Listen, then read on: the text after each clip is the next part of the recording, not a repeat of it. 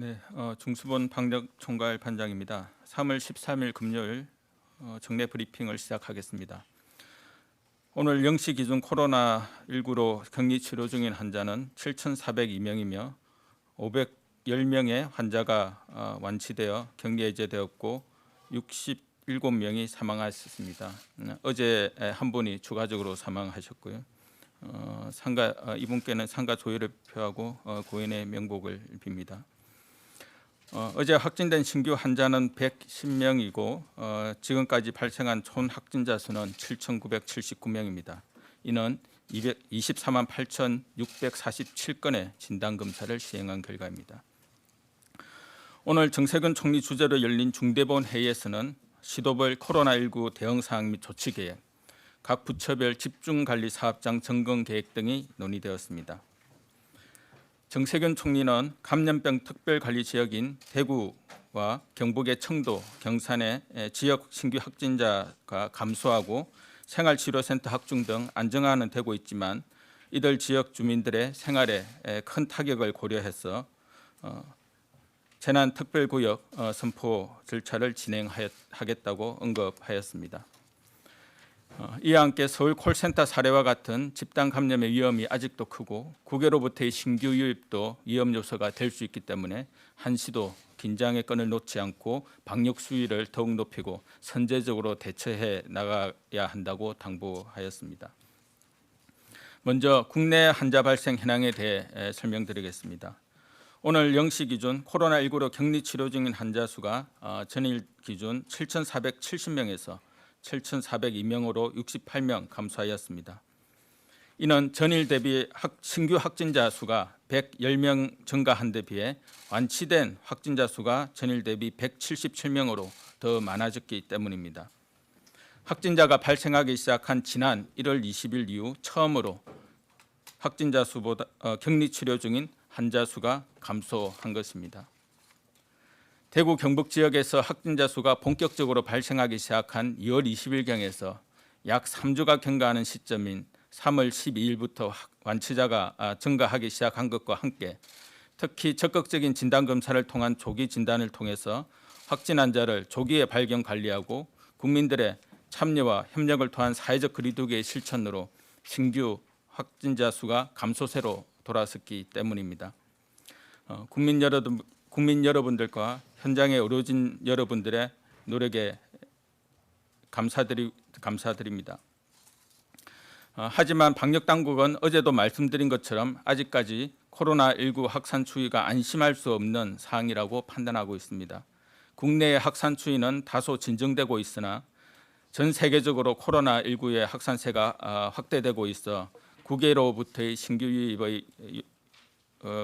유입도 만만치 않은 위험 요소가 되고 있습니다. 또한 요양원, 콜센터 사례와 같은 생활시설, 사업장 등의 산발적인 집단 감염도 지속적으로 발생하고 있습니다. 정부는 긴장의 끈을 늦추지 않고 산발적인 집단 감염을 차단하고 코로나19 지역 확산을 막기 위해 모든 노력을 기울여 나가겠습니다. 서울시 구로구 소재 콜센터의 집단 감염 사례와 관련하여 정부가 조치 중인 사항에 대해서 설명드리겠습니다. 3월 12일 20시 기준 109명의 환자가 확진되었고 이 중 직원 82명, 직원의 가족 및 지인이 27명입니다. 추가적인 역학조사가 진행 중이며 조사가 진행되는 대로 설명드릴 예정입니다. 수도권의 추가적 전파로 인한 피해를 막기 위해서는 중앙방역당국과 서울, 인천, 경기 등 광역지자체 간의 정보 공유와 협력 체계가 무엇보다도 중요합니다. 동일 생활권을 가지고 있는 수도권 지역에서는 역학조사 결과를 지속적으로 공유하고 필요한 방역 조치를 적시 협의해 나가야 하기 때문입니다. 현재 중앙방역대책본부와 서울시, 경기도, 인천시 간의 수시 영상회의를 통해서 현장에서 필요한 자원을 파악, 지원하고 있고 지속적으로 협력 체계를 유지해 나갈 것입니다. 서울, 인천, 경기에서 어제까지 국공립병원 등을 소개하여 약 1,200여 개의 감염병 병상을 확보하고 계속 내려가고 있는 상태이고 각 지자체에서 입원 치료가 필요 없는 경증 환자를 위한 생활치료센터도 운영을 준비 중으로 다음 주 초부터 센터를 개소할 계획입니다.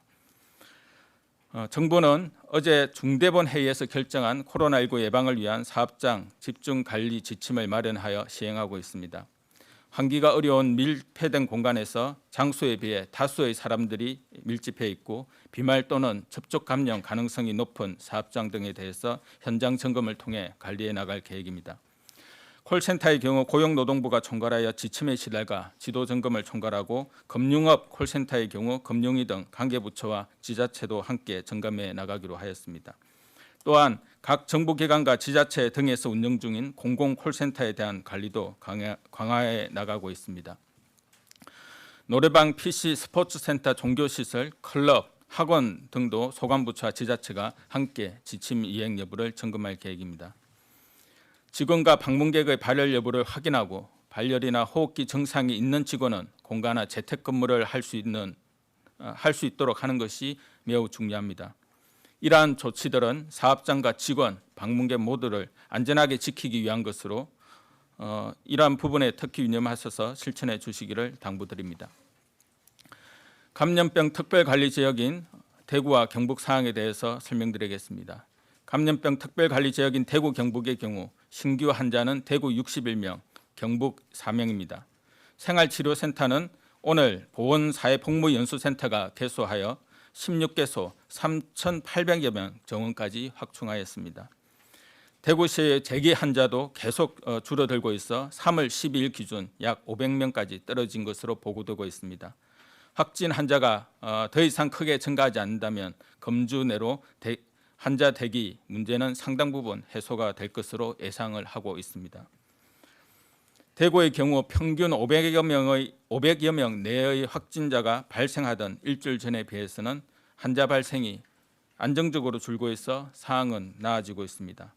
이는 전적으로 대구 시민들의 협조와 배려, 의료 관계자들, 자원봉사자들의 헌신에 따른 결과이고 방역당국으로서도 다시 한번 깊은 감사를 드립니다. 15일 0시부터 유럽 5개국에 확대할 예정인 특별 입국 절차에 대해서도 설명드리겠습니다. 세계보건기구가 어제 코로나19에 대해 팬데믹을 선언하고 미국이 유럽의 국가들에 대해 한시적 입국 금지 조치를 내리는 등 전 세계적으로 코로나19에 대한 각국의 대응이 강화되고 있습니다. 우리나라의 특별 입국 절차는 2월 12일부터 코로나 확진자가 광범위하게 발생한 국가와 지역에서 입국하는 입국자에 대해 적용하고 있는 강화된 입국 절차입니다. 현재 중국, 홍콩, 마카오, 일본, 이탈리아, 이란 등 6개국과 지역에 적용되고 있으며 2월 4일 이후 총 3,607편의 항공과 항만 12만 4,504명을 대상으로 특별 입국 절차가 적용이 되었습니다. 3월 15일 0시부터는 말씀드린 데와 같이 유럽 지역 5개 국가에서 입국하는 입국자에 대해 확대할 계획입니다. 특별 입국 대상자는 기내에서 자가진단 앱 설치를 안내받아 입국 전에 건강상태 질문서를 작성하고 앱을 설치합니다. 이 단계에서 국내 연락처 수신 여부를 직접 확인하게 되고 자가진단 앱을 의무적으로 설치하여 입국 후 14일간 매일 건강상태를 제출하도록 하고 있습니다. 3월 12일 기준으로 약 86%의 대상자가 발열기침, 인후통 등 의심 증상을 자가진단 후 입력하고 있고 미입력자에 대해서는 유선 확인을 통해 확인하고 있습니다. 자가진단 결과 985건의 유증상자를 보건소에 통보하여 능동감시 및 진단검사를 연계하고 있으며 이를 통해 아직까지 확진한 바는 없습니다.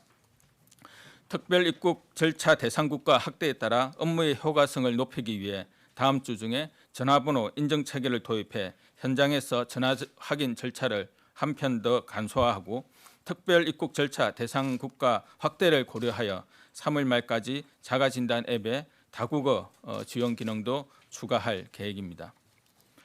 마지막으로 의료기관 마스크 공급 사항에 대해 설명드리겠습니다. 정부는 마스크 공급 계획에 대해 병원, 의원 등 의료기관에 마스크 100만 장을 매일 기준 100만 장을 우선 공급하기로 한 이후 각 협회를 통한 유통망을 확정하고 현재는 일일 기준 144만 장 수준까지 확대해 나가고 있습니다.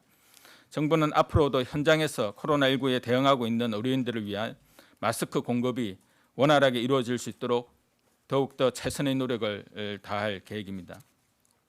현재 상황은 코로나19의 차단을 위해 매우 중요한 시기이고 이를 위해서는 국민 여러분들의 협력이 무엇보다도 중요합니다.